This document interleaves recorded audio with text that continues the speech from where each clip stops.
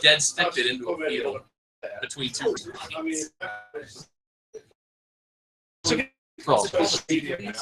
Yeah.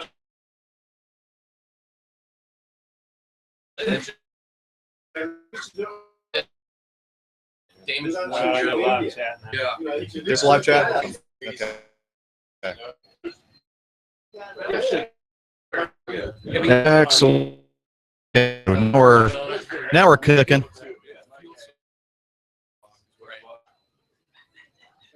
Of course, nobody has joined us yet. No, 3 are there. You're one of them, I guess. All right.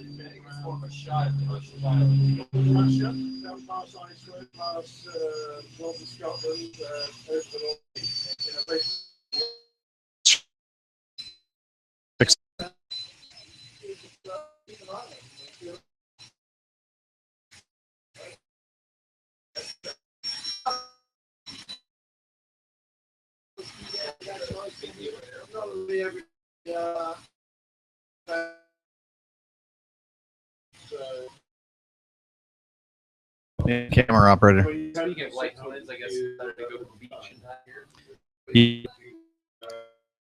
For a long, I get for a bad time. Yeah, so you can come this way. We got beaches here, sort of. No, not really.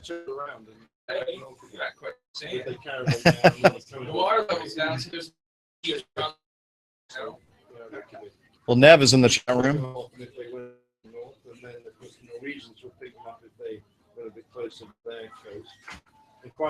All right.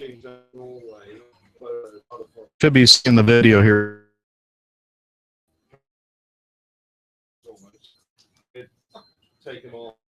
Nev! What is going on? The here. Video keeps going out.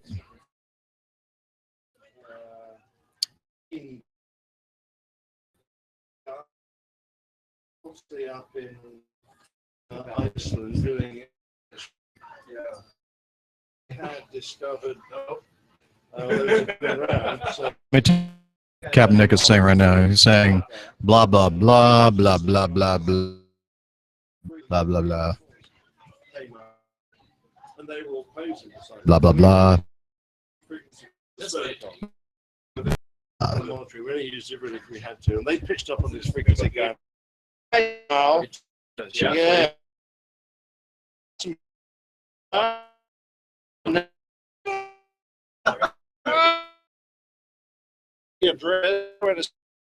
Alpha.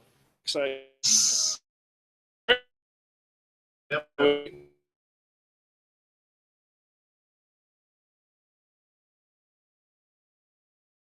if they were doing shit.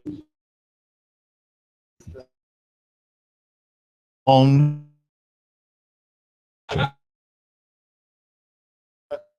Guys would look at you.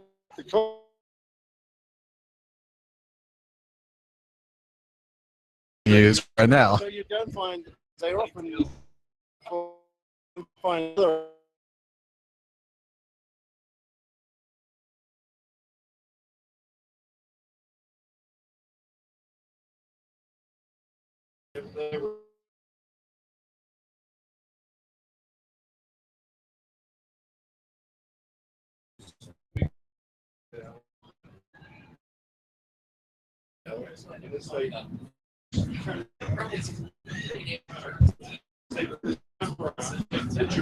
With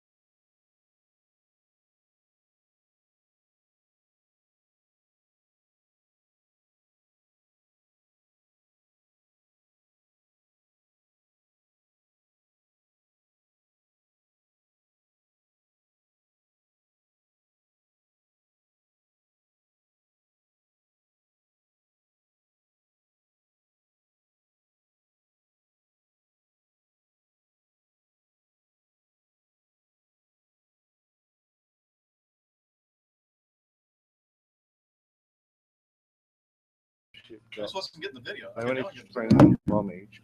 Got 3 direct hits and a sort of 10 foot, and they wiped so much superstructure off the boat that by the time the next one through, only like 5 minutes behind them, we could barely put the radar on it because it was starting to sink. Yeah, we managed to get rid of G-LOCs. And Captain Nick is still talking. And the next squadron, 3 squadron, were coming behind us. They couldn't find the boat because it had sunk. Well, there you go. There you go. Sorry, guys. Yeah, exactly right. So they just tossed them in the sea. What's that? That's an F-18. F-18? Couldn't afford the good oxygen. What? Couldn't afford the good oxygen. The Aussies chose the British oxygen mask. They had American helmets. Yeah. And they chose it 55, yeah. because of the lousy fit of the American oxygen mask. It's great. They're made in China. Really? No, they're not made in China. They're There's, made in Texas. there's that Russian camera I was talking about. Yeah. There's that Russian camera. That looks very low tech. Yeah, it was. Well, you think about it, the Bear's pretty low tech. I mean, Guys, we need a bigger window. this Why? is, yeah, Camera's this is that the big. defrosting system. This big Well, pipe. I tell you what, I watched Apollo 13 yesterday, and what they used to go up in space, it's like we have an iPhone that did all that calculation now, and it's like they had a whole spaceship dedicated to just calculating where they're at in space. Brilliant. Absolutely brilliant. Have you been down to Kennedy before? No, I've been past it, but Global Operations Director was taken. that was me doing a barrel roll over a bear because my navigator insisted that this was a new aerial that they put on, and he wanted a picture of it. So I said, well, anyway, you're going to get a decent picture is if I'm inverted over the top. So I said, I'll do a barrel roll. So I started off on 1 week, and I did one of these. Yeah. And we got a picture halfway. We are taking And I said, look, I'm only doing it once, so you better get a picture, I tell you. Because with 8 missiles and 3 tanks, and we always were very heavy with fuel because we kept topping up all the time because we were so far north of where we were based. I said, you know, we're pretty fucking heavy, and we're not exactly go at high speed. So, you know, What's the rippling here? that's just American, sorry, Russian technology. You know, Craftsmanship? it's just wrinkled aluminium, I suspect. See, the camera lies. Oh, That's the chamber. that's us pre-oxygenating for the chamber. You know, when you do a decompression, you're supposed to breathe pure oxygen for a few hours before. Well, this would be us doing, you know, breathing pure oxygen. I'll put this there. And you sit there for hours, and they would play you really old flight safety movies for like 3 hours. With that narrator, that old narrator Yeah, guy that did absolutely. all Old, very same English. narrator. And, Fly your B-26. yeah, exactly right. And then they put you in the chamber. That's my mate Phil in the chamber there, and they'd bring you up to 25,000 feet, and then one by one you drop your mask and do your hypoxia training. So you'd you know, sit there and count backwards and steps of 13 from 1,000, and it was supposed to prove that, you know, the more hypoxia. Yeah, I couldn't do that. So Well, that's what I said. I said I got the first 3 wrong, and the guy, "You all right?" I said, yeah, I think so. So the one they gave me was they gave me a piece of paper and made me draw pentagrams on it, you know, because obviously I couldn't count. So, and it's funny is you don't realize you're doing it, but as your muscle coordination deteriorates when you get hypoxic, these things you're trying to draw just get bigger and more way out, and they ask you to write your name, and you're like a 5-year-old, and it's getting worse and worse and worse. And then he tries to get you to explain your symptoms, and you're just blabbering, or you're not even talking, you're not even responding. Is he And then, talking about me and recording APG? no, No, because this- then you haven't got the sound on, so we can see your voice and Yeah. your mouth moving. But we can get The one we had was you're nodding your head. Have you done an altitude chamber? I have not. I've heard the stories about Oh, it. okay. It's actually something I'd love to do, though. Yeah. What's the point of the oxygenating beforehand? to try and stop from nitrogen bubbles forming. So it's the same thing as a diver gets to stop the bends. Right, okay. Because in real life, you're not going to. No, it's just to dry the nitrogen out. Okay. Because from 25,000 feet, when you've done your hypoxia training, they then bang the chamber up to 45,000 feet to simulate a bullet going through your cockpit. Yeah. So that's your explosive decompression. So you go woof up to 45,000 feet. Yeah. and you're then under pressure breathing because it takes quite a while to wind the chamber back down to sea level. So all that time you have to do pressure breathing, and for several days before you've done pressure breathing practice, because it's an art, pressure breathing, because when you breathe here, all the effort is in taking air in, and none effort is expelling. Whereas the opposite, when you're pressure breathing, as soon as you relax, you're filled full of air, and you've got to make a positive effort to squeeze, and your muscles aren't used to doing that. So it's quite hard work, and they had previously had people getting quite distressed trying to pressure breathe. So we obviously went through pressure breathing training just to make sure your muscles were right and you were familiar with the feeling. To talk as well when you're pressure breathing. Yeah, absolutely. Yeah, very hard to communicate. Yeah. So, mind you, where the chamber came down a lot slower than you would if you'd lost, pressurization, I guess. We'd just point down, you'd be down in, 30 seconds or so. And then they bring the chamber down. And then the funniest bit was as you hit 10,000 feet, they'd say to everyone, okay, you can take your oxygen mask off if you want. And the night before, we'd always been told, don't drink lots of beer and don't eat any spicy foods. Okay, because you know what happens when you depressurize? Yeah, all that air in your gut's going to get like 4 or 5 times the size, and you're going to have to find a way out. So what did we do the night before? Well, pints and pints of Ruddles beer, which was the local ale, lovely, and a big curry. And then 10,000 feet, all the guys had never done it before would flip their masks off and go, oh yeah, and then, oh my God. The rest of us who knew were sitting there going, be there. 15 blokes expelling. It's like every time you tell a pilot not to do something. We had when we did ours, we had remember the child's toy? We have to put like the shapes in this. It's like a plastic thing, and you have to put the square and you're like, come on, there's no way I can't do this, right? You're trying to put the triangle into and then some guys will put it in, and it's insane how you don't know you're doing it. It's pretty cool. It's like the video of the guy with the 4 in space. Oh yeah. 4 spades.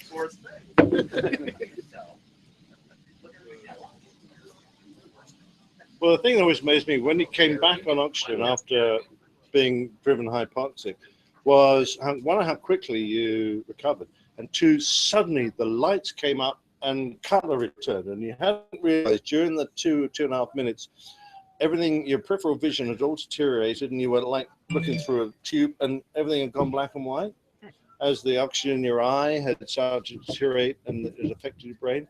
Back on oxygen, and it's like someone switched the lights on, all the color returned. It was. And could you remember clearly what happened in the previous 2 Yeah, minutes? exactly right. Yes, and that if you go fully unconscious, it's like G-LOC. If you drive yourself unconscious through pulling too much G, you lose your short-term memory, and that's one of the real dangers of G-LOC. Why a lot of demonstration pilots die. It's not because they were unconscious and they hit the ground, but when they came round, having pulled themselves unconscious without realizing, when they came round, it can take 15 to 20 seconds for you to reorientate. Right. In the meantime, you can be doing this, and it takes you a finite time to work out where the hell I am, because all your short-term memory, you didn't even realize you're in an airplane. You suddenly wake up from being unconscious. You're in an airplane. What the hell's going on? Oh, fuck, I'm pointing at the ground. Too late. So that's why G-LOC is such a dangerous thing. Don't get that wrong with blacking out. G-LOC is when you go to a very high level of G. The veins of the arteries and veins more specifically in your throat tighten to try and keep the blood pressure in your brain going as long as it can, but it can only do that for a very short period. And then eventually have to release, and you snap unconscious very quickly. Right. Usually when guys black out, they're progressively applying G, and they can feel the symptoms of going on blackout occurring. And blackout is just losing your vision. So initially you start to see grey out, tunnel vision, and then you lose your vision. You're actually conscious, but because your eyes require a higher pressure than your blood to keep going, you lose vision before you lose consciousness. And you keep pulling, you'll then go unconscious. G-LOC, you do that, but you do it all happens so quickly. All those symptoms occur at one go. You don't get a progressive build up of them, which is why G-LOC is so dangerous. And people who do snap maneuvers in demonstrations are particularly which is why you get a lot of these guys flying high-performance airplanes. Aware of what I'm talking about. They do suffer from it because you can pull a 14G maneuver for a certain length of time. Quarter second. Maybe. Yeah.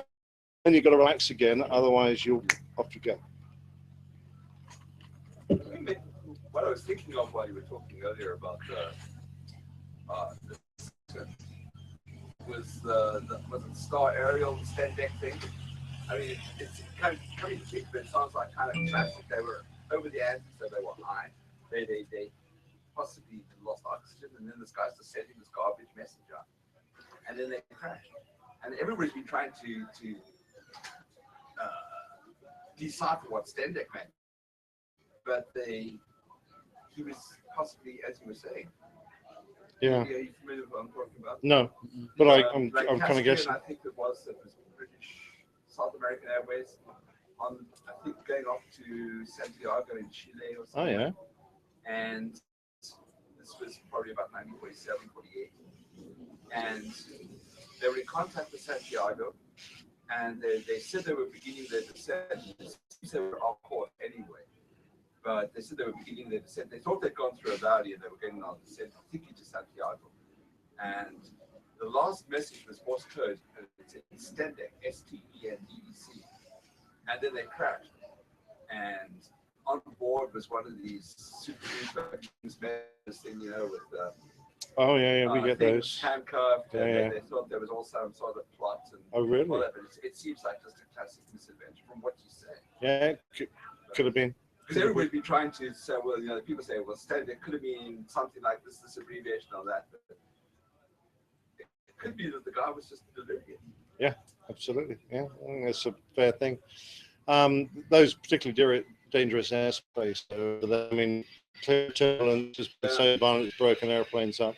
Well, they just started to find the wreckage of the aircraft within the last 3 years. Really? It has gone into, I think, one of the glaciers. It's still coming out of the bottom of the glacier. Oh my God. Undercarriage.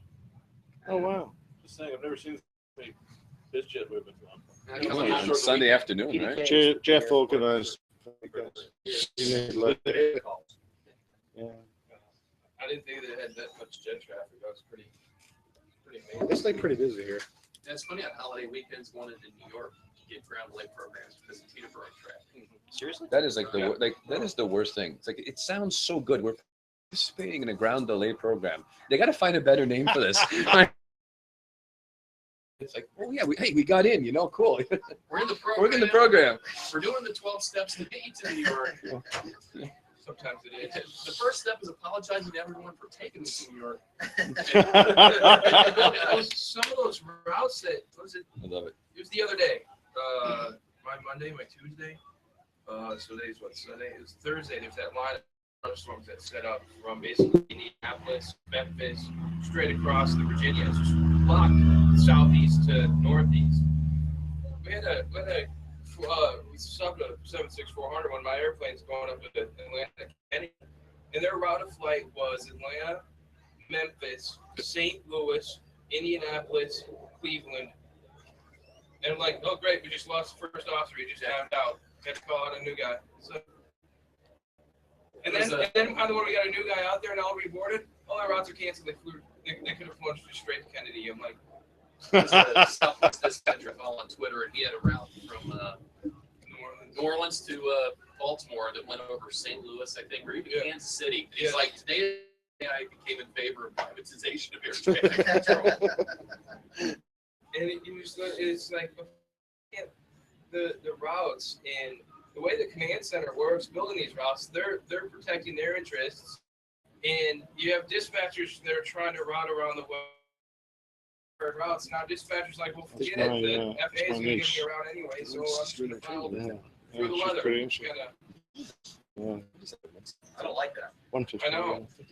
I don't either. Particularly from the holiday. Great place for sunsets. That's the old man. Oh, cool. You guys look alike. That's the tweeted that. Yeah. And he only just been on it. And there's my great uncle who died in Gallipoli. Yeah. all the veterans of World War I have got a tree in Kings Park. It's a beautiful park. So this is a. Well, my father's armour half. So if England turns out to be a bag of shit, and we're pulled out of Europe, I'll just forget Australia. If that's if the this is what all 747s look like in my mind. That's how they build them. This is what should happen to all the 747s. Did you have a choice to fly the simple? Yeah. And you chose not to? No, I chose to. When I got taken on by Acme Red, it was flying 2 airplanes. You've got new Airbuses, but they had 747s. And no, this isn't being recorded, is it? This is not for public consumption. Remind me, Rick might hear this. It might be pro Boeing. So I'd been taken on as a pilot with Acme Red, and I knew that they flew 747s, and I'd just come off the Tornado, all iron instruments and things, and the Airbus was all electronic glass cockpit shit. So I thought that'd be really nice, those 747s aren't going to be around for everywhere. It'd be really nice to fly on one, like from a historic point of view. And then I know eventually I'll get onto the Airbus. I could move onto the Airbus later. So I phoned up the director of flight ops and said, Captain Nightingale. And it was a bit of he drove a roller and had 3 Malaysian, I hope he's still not alive. He had some Malaysian houseboys. He was a funny guy. Anyway, I phoned him up and said, Captain Nightingale, it's Nick Anderson here. You've just taken to start. I think I've been given an Airbus. I don't suppose there's a classic Boeing course going, is there? And he said, push your luck, Mr. Anderson. Click. So I thought, I guess I'm going to be an Airbus pilot. But no, I mean, my father flew the 747, so I was quite keen. And Flying the 200 Spectre. No, we only had we had both then. So I don't know which one I'd have gone on to, the classic or the 400s, but no, the answer was no, we're bringing you guys in to fly the Airbus, and that's what you're going to fly. So that's fair enough. But I mean, once in fact, it was the original Airbuses, the 300 series were gutless. It's just absolutely gutless. But they were very economic, and that was part of the deal. I mean, once you eventually got to altitude, they consume so little fuel. I mean, literally half the 747. Yeah, so we were flying the same routes with similar passenger load, 260 as opposed to. And they're always so gracious. 300 or 400. Cut them off. It's like, look, dude, just tell me you're on the other frequency. Half the frequency. They're always so bad. I'm working multiple frequencies. 600 series were much better. That upped the fuel burn by 25%. So it was never really a brilliant idea. Well, we were the UK launch customer for the 600. And the early days, it had a lot of teeth. So like any aircraft coming in, we look at the bin line. I make a lot of fun of it. But no big aircrafts come into service free. It's been very rare. 600s didn't have the bathroom in the downstairs like Lufthansa did. Y'all's were upstairs, wasn't it? Yeah. We've got a crew rest facility downstairs. Yeah. Like a little 8-seater caravan. The girls take their clothes off. And that's when I wish I was a steward. Yeah, we've got a few straight guys on the company, and I think that must be the greatest job in the world. Do you guys have a crew rest compartment on the 3? Yeah, we do. Behind the cockpit. The 330 doesn't have any crew rest at all, which is why we only leave. But the 340's got a double bunk right behind the cockpit. So you actually leave the cockpit and then enter it. And it's quite big, it's quite comfortable, but it's not very sophisticated. Whereas the 7-8, I've seen their crew rest, it's luxurious. It's lovely. So, Aviation Geek Fest out. couple months ago. How was that? But that was awesome. I've always thought about going. That was definitely awesome. Oh, tell Pretty us limited attendance, right? Well, it was about 200 people. Oh, really? Wow. But the first It's night, been increasing. I thought it was like 50 or. yeah, this year went to a lottery. And so I'd actually about it on the Aviation Geeks podcast. I was at work, didn't tell anybody, and the time came around, and I put in my little entry, and I got a ticket. So I ended up brilliant. going. I was there, I think it was Friday night. I had actually been at Sun and Fun. I flew from Tampa out to Tampa, and then after Sun and Fun, I flew from Tampa out to Seattle. And Friday night I got there, they had an opening event that Welcome Center, which is where they bring all the airline executives who are going to be configuring their 787s. And basically they took us through, had like Western Pacific themed rooms for the Asian customers, and they had done all this research into what kind of environment would have the best impact for each of the airlines, which was kind of cool. But then they had throughout the entire, and I think there's a video out there, if you search on it, you can probably see most of the stuff, but they had every aspect from the seats for the different classes, the galleys, down to the coffee pots. Apparently they, this is the first airplane where Lee does all of the configuration. You get your configurations from Boeing instead of just buying the airframe and then going out to the various suppliers to do the interior. So they had everything. Seats, business coach. They had a mock-up of the cockpit that was non-functional, which was kind of disappointing, but yeah, probably is great for photo ops for executives to sit there pretend they're flying 787. But how does that work? Because our company's fitted our own suite in there. All the upper-class chairs are match our own. Did Boeing make them for us? From the way it was explained to me, I don't know if they make exceptions and would allow airlines to just do the outfitting themselves, but the way they package it and sell it, you're supposed to get it through Boeing. I guess they'll do anything to sell an airplane. I would think so, yeah.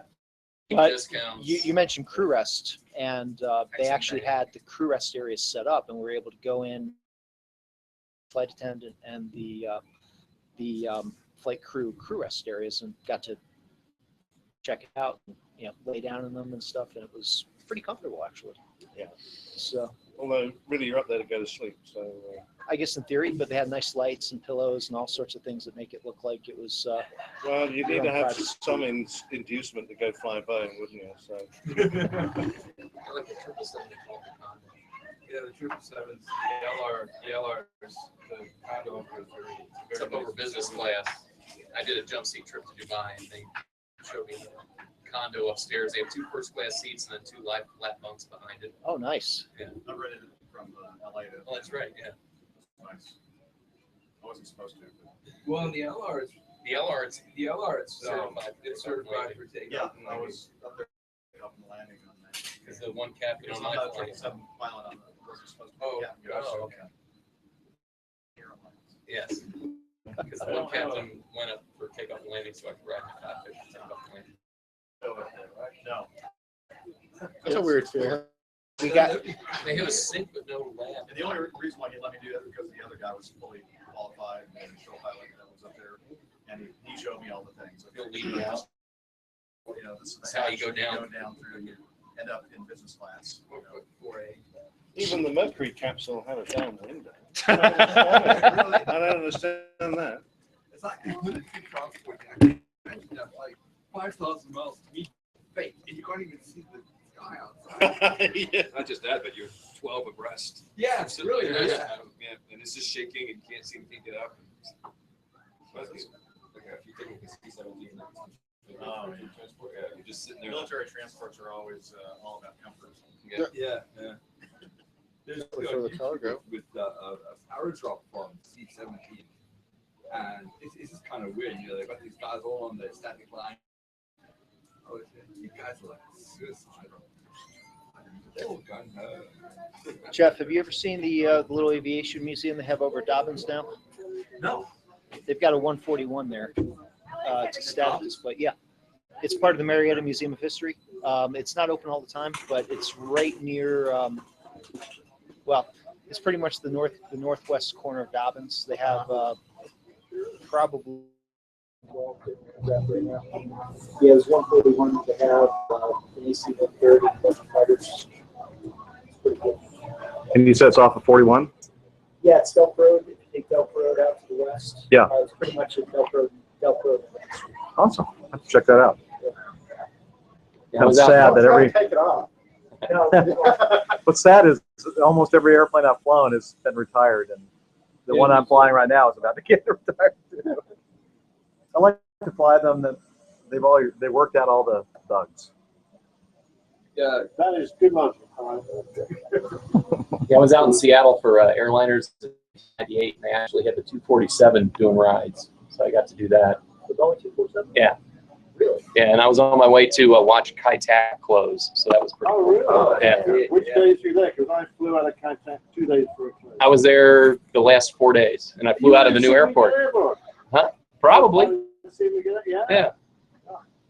Yeah, I flew in on the jump seat of a FedEx MD-11 and then flew out of Chet. Where were you sitting when you were watching Contact? All over Kowloon City, and then a lot of time on the parking garage. Oh, yeah. I've got a picture of me landing. That parking garage is right there.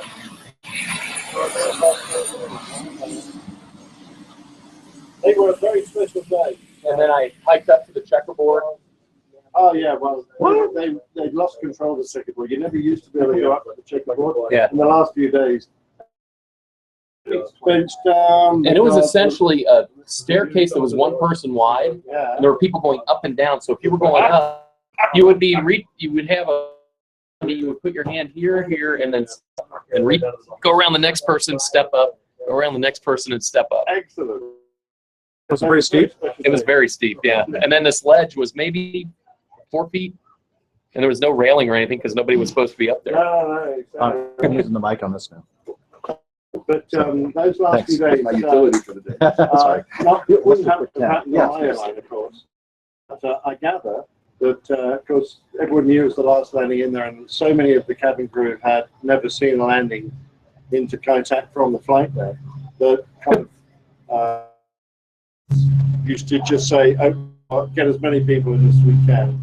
So I've been on an airplane, or I've people being on it, where there were like 9 or 10 people on the flight deck plus the crew. So the flight deck had their seats as far forward as they could, and there were like 2 or 3 banks of people. I can't control it. Side stick, it's okay. Oh, that's right. Dinner table was in his chest. Like me, would have had his knees up. And then we had like banks and banks of girls behind, all wanting to see their last approach into. And because when it came to the landing, that was like you couldn't put the brakes on. So we were going to get. You snapped up We were against the like windshield. rolling out gently to the far end of the runway. On the FedEx flight, I met the American pilots. I called the FedEx operations people. I'd listed for the jump seat. I'm like, so what do I do? Because I spent the night in Narita. It was Narita to Hong Kong. Oh, excellent. I'd flown. That's a good place Yeah, I to flew go. over Cincinnati, Portland, Oregon, and then Narita on Delta. I was working for Delta Connection at the time. And I call operations. I'm like, I'm listed on the jump seat. What do I do to pick up the flight? I knew it left at like 2 p.m. or 1 p.m. Like, meet us at this empty American Airlines ticket counter. I'm like, that sounds promising. So I show up there, and there are 2 American pilots there, and I get chatting with them. They're like, yeah, come. And, they walked me through the crew line, so I didn't have to wait for security or anything. And there was a younger Japanese guy who was a FedEx employee who was flying with us. And he's back in the supernumerary area, and we're getting ready to start our descent, and the pilot's like, come on up here. You want to see this. This is the last time you'll ever be able to see this. It's like, oh, no, I don't want to bother you. I don't want to disturb your work. And they're like, no, get up here. And then they finally coaxed him into coming up. He got to see the approach and landing. Oh, wow. Yeah. I've got video of it. I'll show you once we're done. To be fair, it looked a lot more impressive from the ground. It does. And if you were sitting on the right side of the airplane, when you back to make that final turn, and you're over the apartment blocks, and there's all the washing lines hanging out because they just stick washing out on the pole out of their windows, and your wingtip seems to be grazing them. Yeah. That always looks so. To be truthful, from sitting in the flight deck, I won't say it's a non-event, but because if you carry on over the side of the city of the mountains. And the go-around was an absolute nightmare. But yeah, once you turned around and And I forgot to look out the right side. I was looking at the runway. And I'm trying to take a video, and I'm looking at the runway. And it's one of those old VHS-C camcorders with the little screen that came out, so I didn't have to actually do this. Yeah. But I was like holding it, and I forgot to look out the right side. Well, there used to be a lovely Chinese, Hong Kong Chinese photographer who you'd send him a fax and tell him your flight, and he would get out there with his like 600 lens and take pictures of you, and he was just non-stop busy about a few months before they shut it. He probably retired on that. Exactly. And you then go down to his Photoshop and have all these pictures of all these airliners and the date times printed on the pictures, and all these crews would go down there buying pictures of their aircraft, making their last approaches in the contact. Yeah. Big thing, and everyone was just so sad that it had to happen. Yeah. But, What year was it? 98. 98. It was exactly, almost to the day, exactly 1 year after the handover. Yeah, and considering it was like the first couple days of July. Of, all those bridges, the entire roadway leading to the airport, the underground extension came as part of the deal, paid for by the British, as part of the handover deal. Yeah. And then President Clinton was there when I was there, so I have a video of a C-5 with all the motorcade stuff taken off. Yeah. Yeah, once we're done using the iPad for this, I'll show you the video. Okay. There was a bloke called Richard Dimbleby, who was a very famous British reporter, newsman, and he was covering the handover. So he was there with, I'm trying to remember the name of the guy who was running the show with the British government. Doesn't matter. He was there with the hierarchy. And he was flying out on our aircraft, and I was only a first officer at that point. Sure.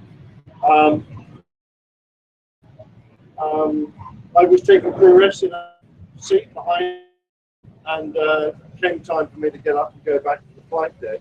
And the seats were just reclining seats in those days, and he had his seat all the way back.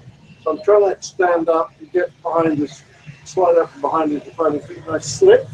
My elbow went down the seat like banging on the top of my head. With my elbow. And I laughed, and he was like,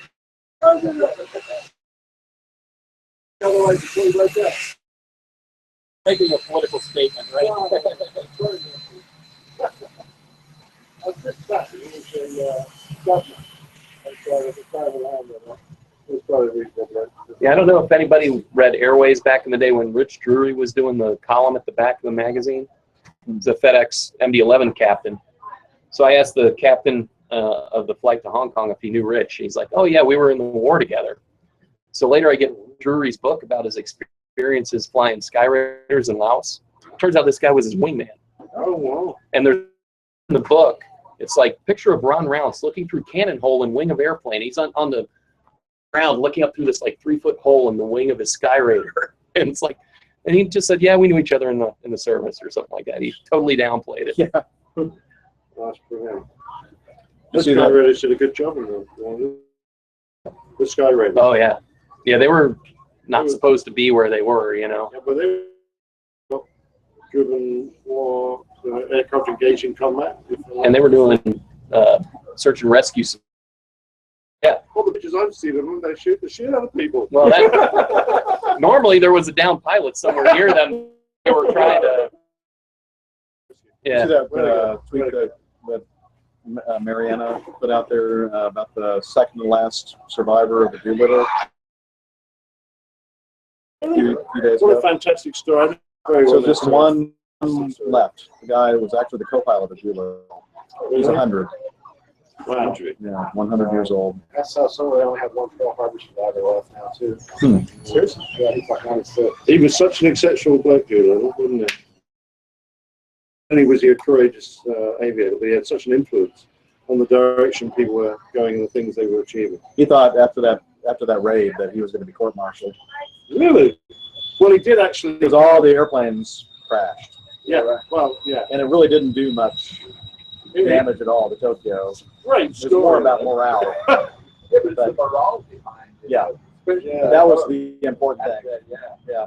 To show vulnerable Yeah. that we could get there and Well, and even more than that, a demonstration of the Japanese government that, you know, you guys are coming and you better, you know, think about giving up.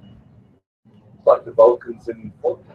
Yeah, they never really made any operational impact on the airport at all. Well, they stopped the disease in the main runway. Only for a very short time. No, they repaired it, but then as soon as they ran a fight over to repair.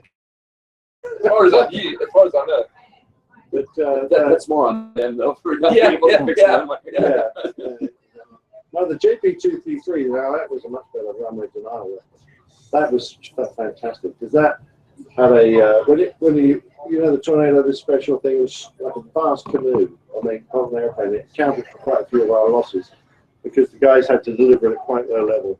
Now this is in post Iraq War, and it fired out all these munitions out the side, whoosh, came down the shower over the runway, and then as they approached the runway, they detected the prisoners to the ground, and they fired a shape charge into the ground.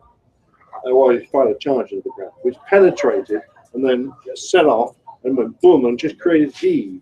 So it just created a big mound. So to repair it, you then had to dig out the hole and then fill it back in again, rather than just creating a crater where you just pushed everything in and flattened it off. Yeah. And that was what's so clever about it. And also those charges didn't go off at the same time. They had timing on them. So that you'd think they'd repaired all the holes, and then boom, another one would appear.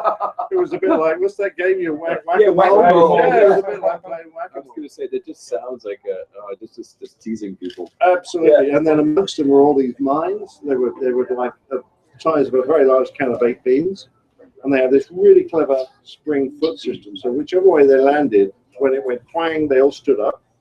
They had a shake charge on the top and fragmentation underneath. And some of them went off by time. So if you were walking around, some of them would just go off at random. Some were set off by vibration. So any vibration on the ground, they would go off. Some were set off by tilt, so that if you try to bulldoze them, they would, if you banged into them, they would tilt towards you. And that's where the shaped charge came in, because the top of them was a shaped charge. As they tilted, they fired a shaped charge straight through the boulder blade, in theory, into the cab. So if you were the boulder driver, you had these shaped charges coming through the thing at you. Yeah, absolutely. And then some were designed to sit there and appear to be dead. So they would even pick them up and they would go around, they put them so, and then they start going up. That's devious. I can't find this damn picture. Oh, holy crap. I must organize my pictures better so I got all the ones I want in the right place. Yeah, it usually goes about 37, 38 weeks. Hopefully she'll make it up and then I don't care, but if you can make it through that week of overtime, it'll be very good for the paycheck. Totally do it. Hold on, baby. I told her, I'm like, look, you're out of the hospital. I'm still working the overtime. Your mom, your sister are here. Interesting. Trust me, if they want some money for you, we're going to go make some money. Somebody got to pay for all this. It's a cloud. Piedmont, which is United Healthcare. It is. Yes, It's not easy to see in the See what's fly. up with that? I thought they were YouTubers. Kind of like the cable company. Well, Somebody we like can that. have the highest known cloud. We're waiting to agree. We got to jump through so many damn hoops. 50 miles. Look for that continuity of care. It sits in the mesosphere, Oh, wow. and it's called Because we have to get one for the doctor. We get one for the hospital. And Yeah, then it we makes get one for the baby. and you can only see Okay, it birthday. just at the sunset. So the sun has to come up and hit the Impending. mesosphere and bounce off the bottom of this cloud. And they think it's been injected in there, probably from space rockets or some other thing, because the mesosphere 50 miles up is so high that normal atmosphere can't get there. I was all the way to Turkey, and I was just going past Moscow. And it just comes up there and just lights up there for a little while. And we were at 36,000, and it was like so far above us. I appreciate it. Oh, what the hell is that? That's the first thing. So I have to do some skim trails. someone in the United States to find out what it was. Somebody left the switch on. Yeah. They say it's an I spent like 2 hours one night reading one of those websites. Just I love it. so much fun. They're showing you pictures of like flight test aircraft that you know the picture, you know the airplane, you've been in it, right? Oh, chemtrail tanks. Yeah. But you keep reading and it's so much fun. You gotta try it. It's like, do you people get out of your basement at all? There was a video of a lady, there's contrail going over, and she's out there spraying vinegar. Yeah, She's spraying vinegar at it. And So just wait 10 or 15 minutes. Yeah, Go away. and she's right. It dissipated from the vinegar spray in her backyard. Yeah. Well, I'm glad someone solved it. Okay. That's the solution to climate change. Spraying Absolutely. vinegar. I found out about a year ago. I actually worked with somebody who like really truly believes in chemtrails, and I'm like, part of me doesn't want to lose my job. But part of me wants to just Walk away, man. Say, what Yeah, is that's wrong what with you? Look him straight in the eye and walk away backwards. I literally, it was like something out of a sitcom. I just kind of, and turned and I gotta go. See ya. It's great. It's where and some of those sites too are so badly made. It's like HTML 1.0 or something. Like Yeah. GeoCities or It's got that old school vibe to it. And flashing under construction. Animated GIFs. Yeah, like I saw a video of somebody coming in for landing with like a really low visibility, really super humid, and they're spitting stuff off the flaps and everything else. And here's evidence they forgot to turn off their switch. what's funny though is you read one site and then you take the picture they use and then you Google image that. So then you find the rebuttal site that shows you the real picture and the picture they're using on their site. Then you find the rebuttal site to that going, no. It is insane. And so how many thousands and thousands of people would have to have been involved in this and no one said a word? Right. I mean, okay, whatever. It's like the TWA thing too. Yeah. Yeah. And, you know, by now somebody would have said, okay, yeah, Somebody on their we screwed deathbed. up and you know.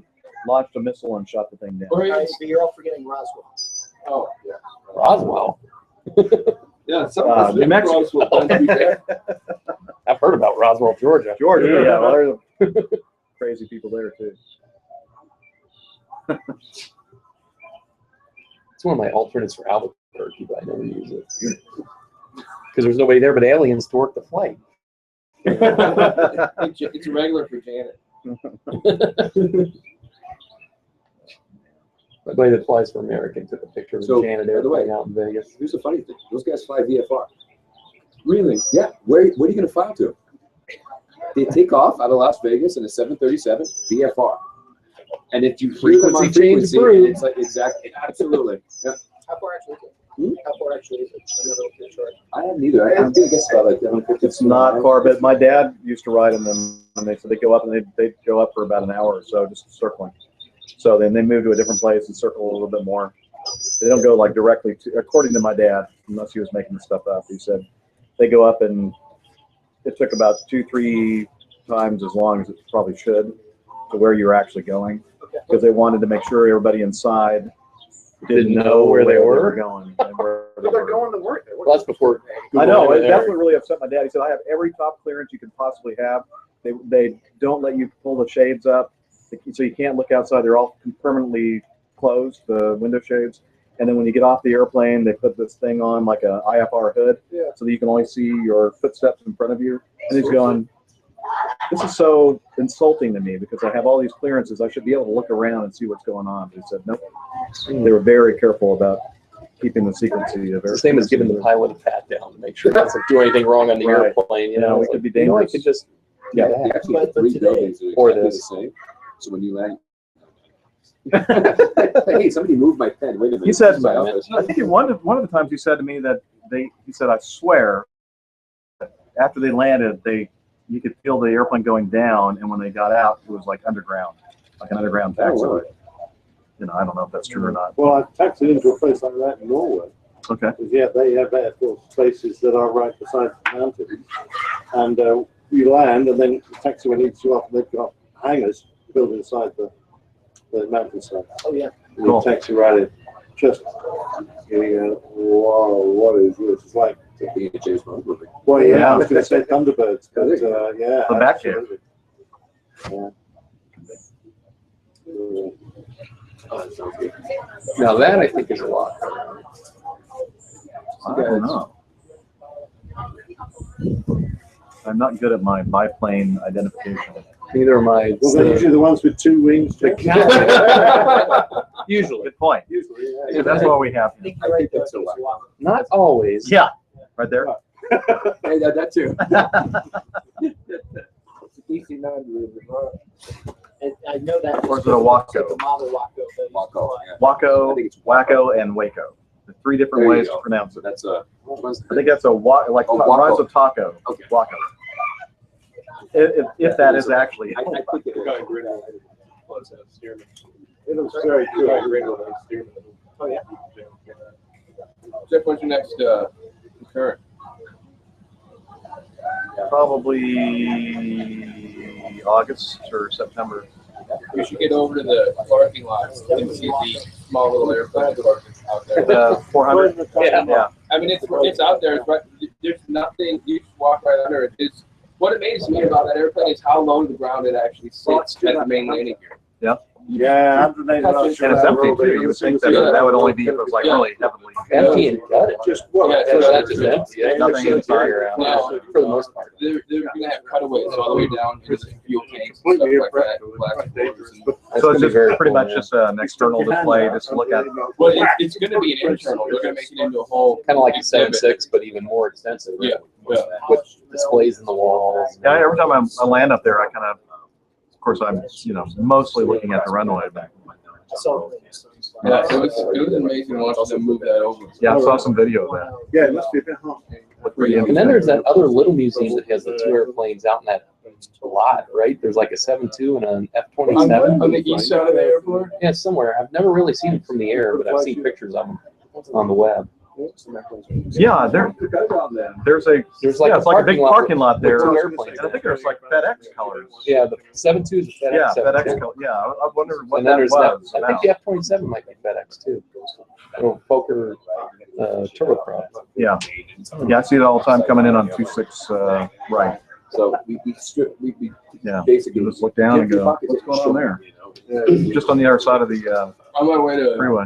on my way to work the other day, because I live south, coming up 85, and then how 85 turn, you basically turn final for runway 10. Yeah. And then I'm sitting there, make the turn, and there's a big plume of black smoke coming up, and I'm like, and they're landing, taking off, and it's a west operation. I go, oh, great. It's like that hard sinking feeling. It turns out one of the fast food restaurants off the end of the runway is on fire. But you Oh, I thought it was because there's a place out there where the firemen. right, yeah, there. it's not that. It's just the position of it is perfectly in line with. Right. Oh, great! Someone overran. Yeah, we always That's joke just around the when we Burger see the King. big black cloud of smoke. Another one hit the dust. Hit the dust. It's like, oh, what am I walking into? This night's gonna be hell. Should I call him sick? And Nick, did your dad make it back all right? Yeah, he did. Made it down right before I left the house. Okay, good. He landed any minute by now. What is good is it? Captain Nick will be able to help us through that. That looks like. So, it's the first leadership. What?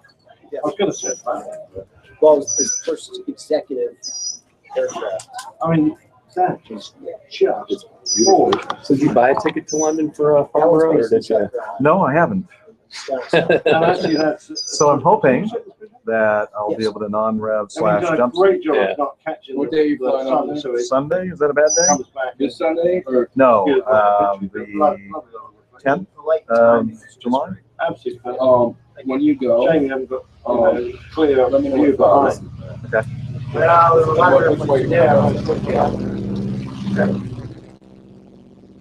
I don't feel that because I'm not sure. I've never done something like this before, and I don't want to sit in the In jump the seat. summer. I mean, those guys. Yeah. I had to sit in the jump seat on my route call. London is not bad. It's 7 hours. Yeah, I guess. Like, 8.5 hours flight to London in the jump seit. Luckily, it's a 7.6, so it's yeah, so it's not bad. It's bigger. It's a 400, and turn sideways. Yeah. You can at least be comfortable. It's just like, all right, we're at 20 west now, and the sun's coming up, and but then it started getting all the. We were so late though. all day. no, so- Oh, westbound started coming the other way, so it starts getting interesting again. Yeah. So when you went to Dubai, that was you were in the regular seat, right? I went back and forth.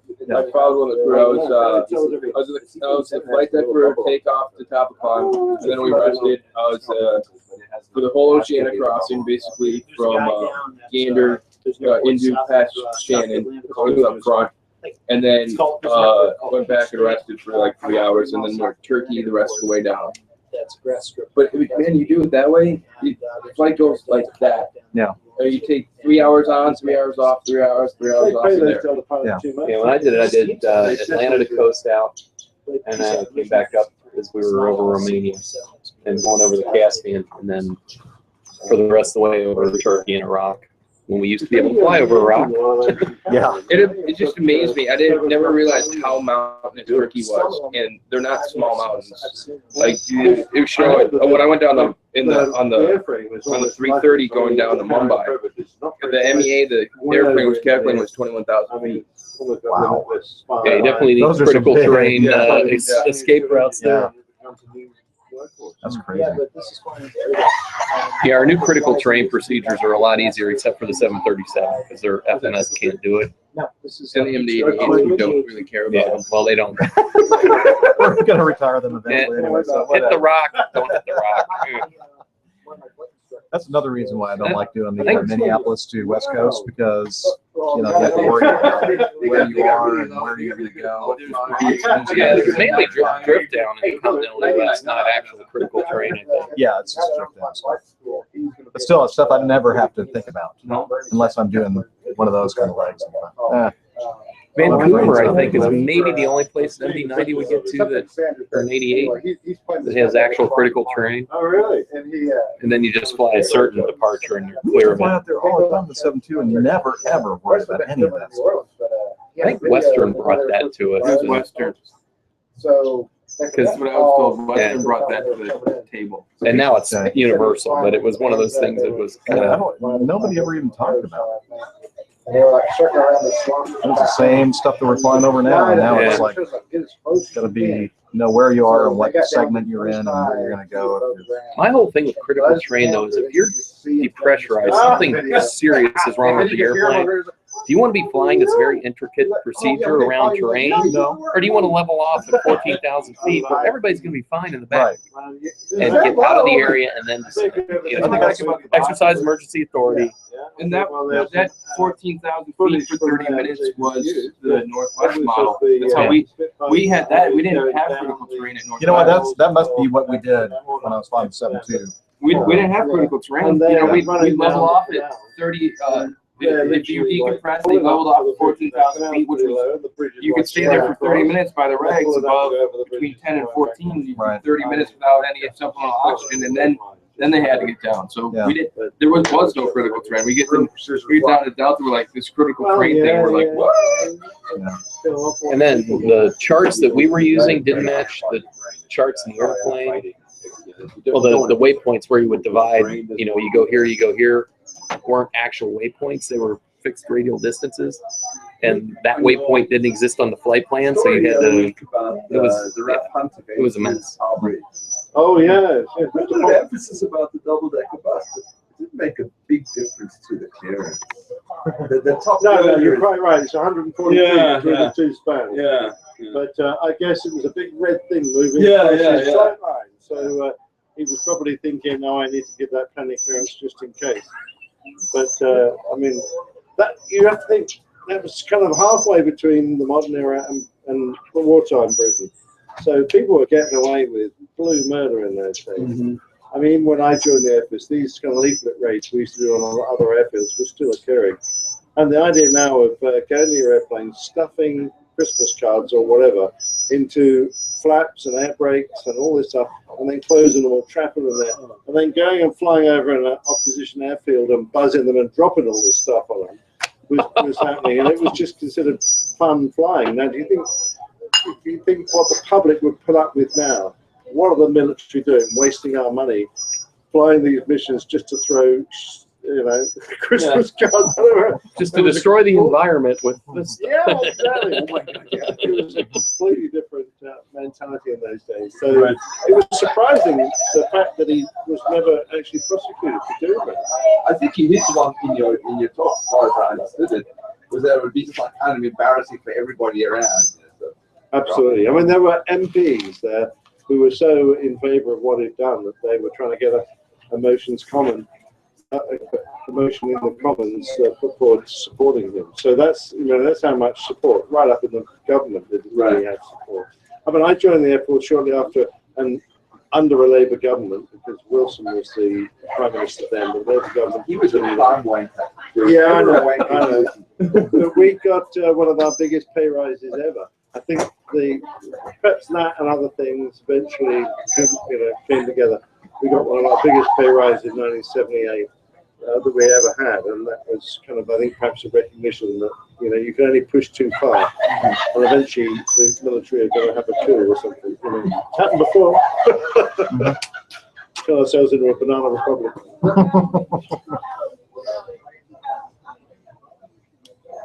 But that was the Air Force I joined into. I must admit, it changed in character a lot. Yeah. But I was just agog at the old hands. One of the guys, he wasn't allowed to fly anymore, but he ran our ops desk.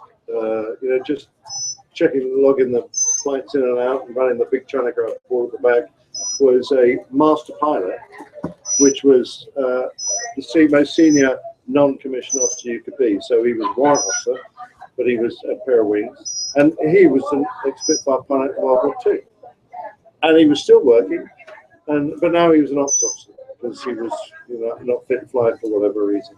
But the fact that we had a master pilot running our ops desk, the experience level and the amount of knowledge that was there. But it all frittered away, it all disappeared as it often does. But it was incredible. Absolutely incredible. Well, speaking of still working, our oldest dispatcher just turned 80. Wow. You are joking. No. International or domestic? International. How is the head of the computer system?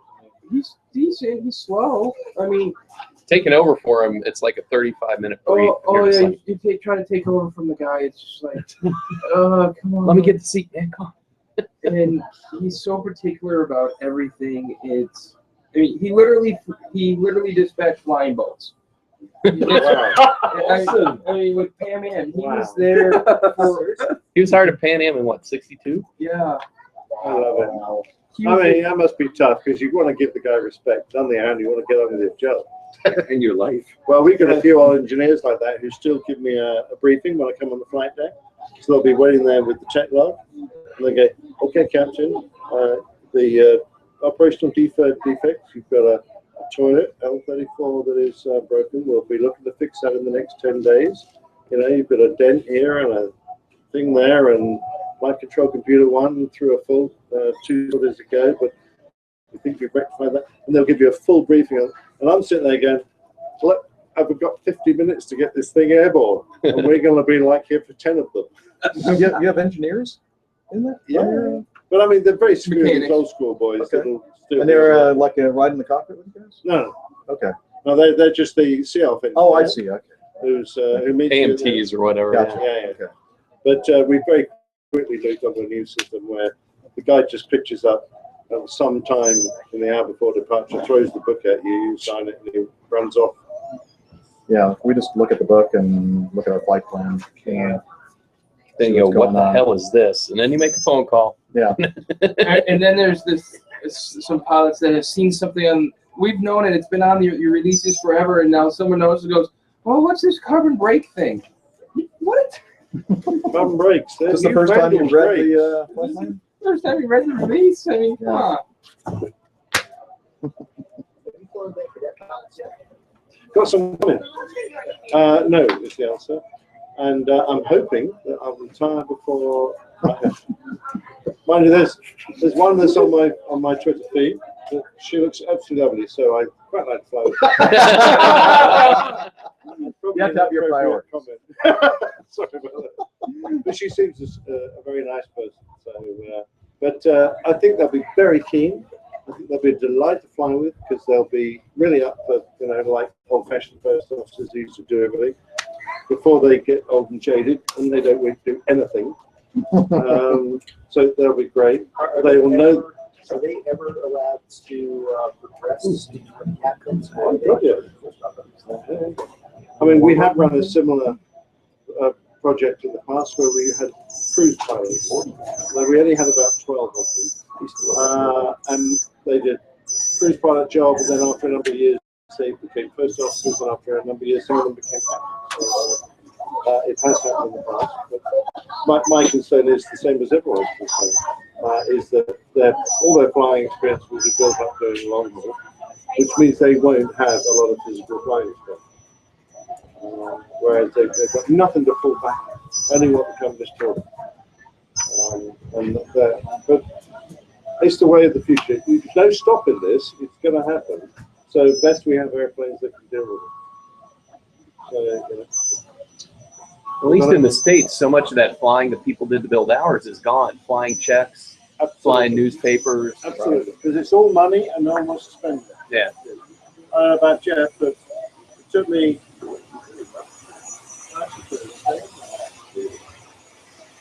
Yeah, I'll wait for the pilot.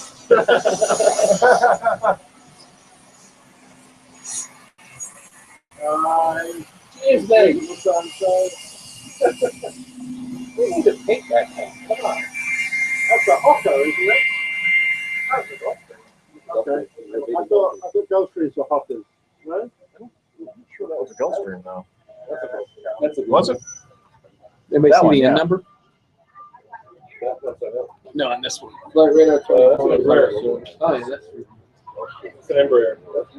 Is it a Phenom? Okay. So, do you need somebody to take you? Yeah, I can. Okay. Ask Ray or something. I can take you. I can take you.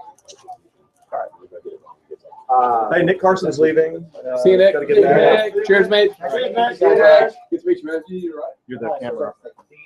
I'll drive the camera now. You know, I wish I could answer that. I don't know. The MPL is That might be important. to me. I never went through that, so I don't really know what it means. I know it's a qualification, so you don't have to fly a lot of that before you get it. And you can only fly mild degree, etc. But how about Jeff? It took me 4.5 years to become operational on my first squad. So 4.5 years of flight training. And you can imagine nowadays how much experience you have after 4.5 years. And I wasn't even allowed to be operational until that time. Yeah. So things have changed so much. It's a flying training system. It's a sausage machine, and you know you're pushed in minimum time, and then you put. Guys, can I get you anything? I actually have to go to the other side for my dinner shift today. Oh, I'm very sorry to hear that. I'd love another of these, please. 420? Sure. One more, sweet. Unsweet. Okay. Also unsweet, I see. Unsweet. Water. Water. As long as you're going. Water. And is that the South Nile? Yeah. I started my camp at the bar. Are you going to consolidate that? However you like to do it. Doesn't matter. Okay. Whatever's best for you guys. Okay. Water. Yeah. My basic flying training just on the jet propellers was around 120 hours. I got 60 hours on the Gnat, 60 hours on the Hunter. The Gnat is just gorgeous. I mean, you know, an airplane that just fits your body, and you don't even think about flying it because it's like wraps around you. I can imagine. You know, those guys that have those flying wings, they strap on with those 4 little APUs. Yeah. It must be a bit like that because the cockpit was so tiny, and it was absolutely so snug, and you literally couldn't spread your arms. Everything had to be like here. If you couldn't reach it doing that, you weren't going to reach it. Yeah. Yeah, that's right. Absolutely sweet. I've got a picture of me standing beside it. And, you know, it had a roll rate of about 520 degrees a second. Whoa. Yeah. Wow. And then that was what the Red Arrows did. For the students, it was reduced to 360 degrees. Oh, because that's so much slower. Yeah. They put a special fuse. Oh, wow. In a roll rate restrictor, and the fuse was taken out for the Red Arrows. The only problem with rolling at that rate was if you did more than 2 rolls, at the very high rate, you'd start to get inertia speed coupling. Or, So the nose wouldn't roll straight anymore. The nose would start to yaw. Oh, no, maybe then not. inertia No, the takes nose over and isn't the right. airplane starts to yaw. That Just might so be you like a can't key. counter, and then you end up 650 or cartwheeling and you lose control of the airplane. But it was absolutely, and that was a real That's problem in 770 the circuit because GS? it's such a tight little undercarriage, which came into the fuselage, not the wing, so that the wheelbase was tiny, and it was so sensitive and roll that you go down the runway wobbling like a little duck. It was a clever little airplane because the gearbox all came forward. Yeah, challenging. So the speed Didn't look quite right. Yeah, absolutely. You've got it. So, put the speed brakes was to move the undercarriage lever to the first detent. And the gear just partly deployed, and that was now your speed brakes. It's just using the doors, the front doors of the gear. Very clever. Yeah. It had a wonderful handling system called CAM-K that was a completely mechanical handover of the field system of the aircraft. So as you progressed in speed from high knots to Mach number, it used to change the field